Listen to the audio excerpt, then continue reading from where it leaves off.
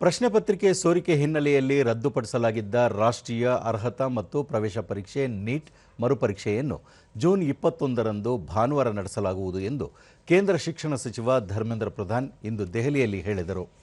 ಸುದ್ದಿಗೋಷ್ಠಿಯಲ್ಲಿ ಅವರು ಪರೀಕ್ಷೆಗೆ ಹಾಜರಾಗುವ ವಿದ್ಯಾರ್ಥಿಗಳು ಮುಂದಿನ ತಿಂಗಳು 14ರ ಒಳಗೆ ಪರೀಕ್ಷೆಗೆ ಪ್ರವೇಶ ಪತ್ರವನ್ನು ಸ್ವೀಕರಿಸುತ್ತಾರೆ. ಪರೀಕ್ಷೆಯು ಮಧ್ಯಾಹ್ನ 2ರಿಂದ ಸಂಜೆ 5:15ರವರೆಗೆ ನಡೆಯಲಿದೆ. ವಿದ್ಯಾರ್ಥಿಗಳಿಗೆ ಹೆಚ್ಚುವರಿ 15 ನಿಮಿಷಗಳನ್ನು ನೀಡಲಾಗುವುದು ಎಂದರು. ವಿದ್ಯಾರ್ಥಿಗಳಿಗೆ ಪರಿಹಾರ ರೂಪವಾಗಿ ನೀಟ್ ಯುಜಿ 2026ರ ಪರೀಕ್ಷಾ ಶುಲ್ಕವನ್ನು ಮರುಪಾವತಿಸಲಾಗುವುದು ಮತ್ತು ಜೂನ್ 21ರ ಪರೀಕ್ಷೆಗೆ ಯಾವುದೇ ಹೆಚ್ಚುವರಿ ಶುಲ್ಕವನ್ನು ವಿಧಿಸಲಾಗುವುದಿಲ್ಲ ಎಂದ ಸಚಿವರು ವಿದ್ಯಾರ್ಥಿಗಳು ತಮ್ಮ ಆದ್ಯತೆಯ ಪರೀಕ್ಷಾ ನಗರಗಳನ್ನು ಆಯ್ಕೆ ಮಾಡಿಕೊಳ್ಳಲು ಸಹ ಅನುಮತಿಸಲಾಗುವುದು ಎಂದು ಹೇಳಿದರು. ಪ್ರಶ್ನೆ ಪತ್ರಿಕೆ ಸೋರಿಕೆಯು ಅತ್ಯಂತ ಕಳವಳಕಾರಿಯಾಗಿದೆ ಎಂದ ಸಚಿವರು ಯಾವುದೇ ವಿದ್ಯಾರ್ಥಿಗಳಿಗೆ ಅನ್ಯಾಯ ಆಗಬಾರದು ಎನ್ನುವ ಕಾರಣಕ್ಕೆ ಪರೀಕ್ಷೆ ರದ್ದು ಮಾಡಬೇಕಾಯಿತು ಎಂದರು. ಪರೀಕ್ಷಾ ಮಾಫಿಯಾ ವಿರುದ್ಧ ಕಠಿಣ ಕ್ರಮ ತೆಗೆದುಕೊಳ್ಳಲಾಗುತ್ತಿದೆ. ಇದನ್ನು ಸಿಬಿಐ ತನಿಖೆಗೆ ವಹಿಸಲಾಗಿದೆ. ಮುಂದೆ ಈ ರೀತಿ ಪುನರಾವರ್ತನೆ ಆಗದಂತೆ ಹಾಗೂ ಪಾರದರ್ಶಕವಾಗಿ ಪರೀಕ್ಷೆ ನಡೆಸುವ ಕುರಿತು ಎಲ್ಲ ರೀತಿಯ ಎಚ್ಚರಿಕೆ ತೆಗೆದುಕೊಳ್ಳಲಾಗಿದೆ ಎಂದು ಸಚಿವರು ಹೇಳಿದರು.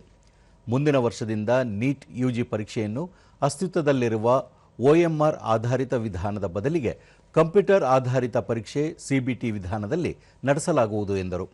ಪರೀಕ್ಷೆಗೆ ಸಂಬಂಧಿಸಿದಂತೆ ರಾಧಾಕೃಷ್ಣ ಸಮಿತಿಯ ಶಿಫಾರಸುಗಳು ಸೇರಿದಂತೆ ಹಿಂದಿನ ಶಿಫಾರಸುಗಳನ್ನು ಈಗಾಗಲೇ ಜಾರಿಗೆ ತರಲಾಗಿದೆ.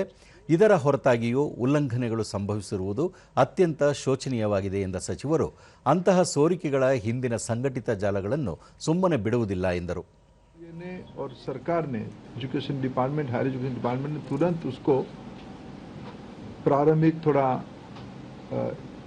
इंक्वायरी किया, एजेंसियों को दे दिया, भारत सरकार की एजेंसियों को दे दिया. भारत सरकार एजेंसी संबंधित 2-3 राज्यों के साथ जुड़ा हुआ विषय था. प्रथम दृष्टया में राज्यों की एजेंसियों से संपर्क किया